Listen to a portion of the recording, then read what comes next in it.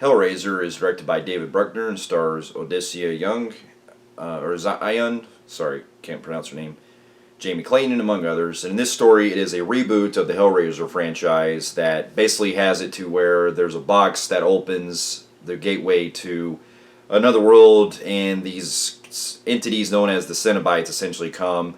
And this girl named Riley is essentially going through addiction and stuff, and she one day encounters the box, and she's living with her brother, and things happen to where essentially she unravels the mystery behind it. And as it goes along, there's also another plot involving with some things that happen to where they end up uncovering a plot involving this rich man that was behind that has a connection to it.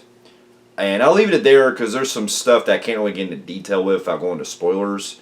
But to get into some backstory, this movie was directed by David Bruckner, who I actually did enjoy the movie he did last year, which was called The Night House.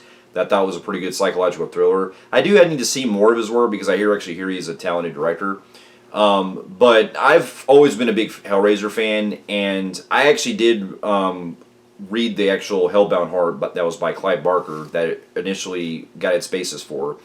And one of the things that I really enjoyed about the original film, directed by Clive Barker, was the idea of exploring this other realm of different worlds that the puzzle box was going into the hell world that it established and things like that. And the first Hellraiser to me still holds up as one of my all-time favorite films, and the second one I thought was even a good step up and explored a lot more of the themes or explore a whole lot more of the world, a lot more where they get to see more of what hell can do and things like that. And so, as the series went on, it seemed like they kept going on a downward slope over the years, but I still to this day rewatch some of them, and I can say that at least 1, 2, 3, 4, and 5, the first 5 movies, I still think really do hold up, and I really enjoy them. 3 and 4 can get messy at times in certain things as far as the writing, but I still enjoy them, and I do appreciate that they were trying to explore other ways of what they could do with Pinhead as the series went along. And 5 being the last great one I really enjoyed and taking a more psychological level. And then for years, they did, after a while, the direct-to-video sequels were coming out and everything, and they weren't really, doing too well. Dimension Films essentially owned the rights for a long time, and they were slowly keep making them out to keep the rights going. And up until they did Hellraiser Revelations and Hellraiser Judgment a few years ago, and then the rights basically went back to, I believe they went back to Clive Barker. And so during all this time, they did talk about trying to do a remake for a long time, and it was actually going to originally be involved with director Clive Barker himself that was going to be doing it, but then that didn't go through. And then there was also other reports that the guys that did, the director that did Drive Angry and My Bloody Valentine, Patrick Lussier, was going to be doing it, but that didn't go anywhere. And then, while that was happening, we were still also getting the direct-to-video sequels that were happening to keep the rights going. And so, after the movie finally got its chance to be released, they essentially were trying to make the idea of bringing Clive Barker back in as a producer. And this is his first time being involved with the film in a very long time. And after upon seeing the film, I can honestly say that it wasn't that bad. I actually liked it. It's probably one of the better Hellraiser films I've seen probably since Inferno. Maybe even Judgment, but I still do kind of have a soft spot for Judgment, even though it did have its issues. But I thought it was still a likable Hellraiser film. To get my pros out of the way, I did really enjoy the girl that played Pinhead in this, Jamie Clayton. She's no Doug Bradley, but I thought she did really play the part well. And seeing how Doug Bradley hasn't played this in the series since Hellworld, and we've had other guys that have come in to replace him, like in the awful Revelations, that was like the great value version of him and stuff, and made him do this weird Austin Powers thing that was like so awful. But then we had a really decent one that I enjoyed in Judgment, that I thought the actor that played Pinhead in that was a good step up.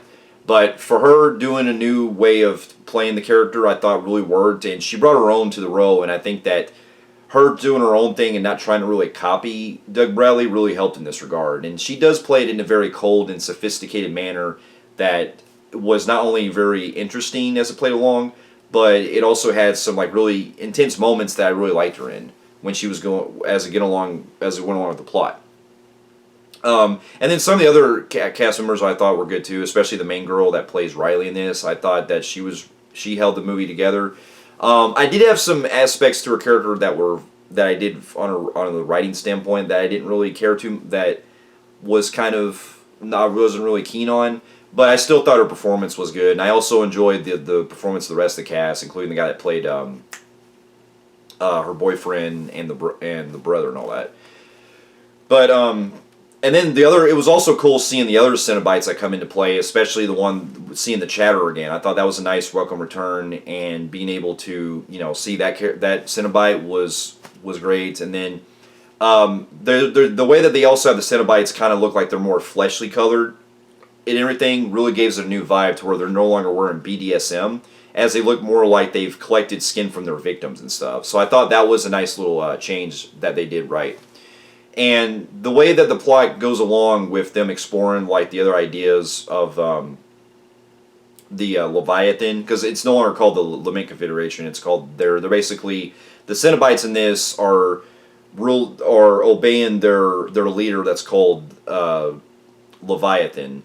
And in a way, it's basically like a replacement for the engineer that's from the book that I thought was a nice change. And I'm not going to go into detail, but there is really something cool that I thought was interesting with how they set it up with that. But I thought that was a nice, good way of basically doing like a kind of like a build up to like a cool spin on the series with the engineer from the book. And so I like the way they explored that. And then some of the other things too, the way the movie is shot and everything, it is very sleekly made.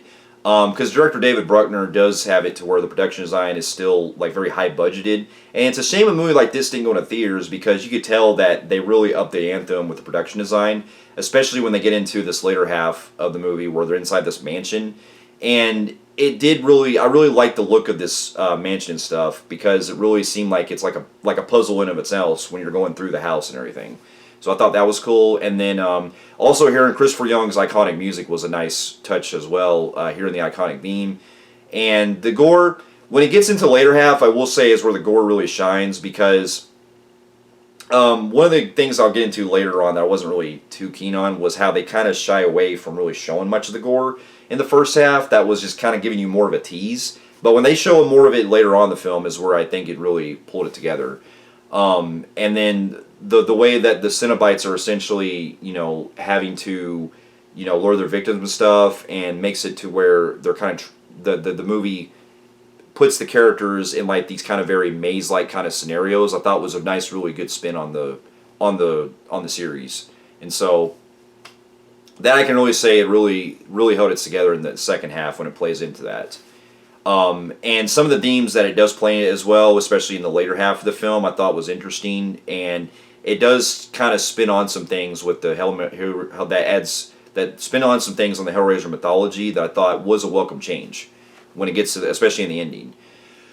Now, if I do have to get into some of my cons, I will say that some of the side characters I wasn't really to care too much for, because a lot of the characters in this are ones that they're really divisive on how you feel about it, because you're dealing with your main character that's not necessarily like a Christy Cotton type, because she is more of an addict.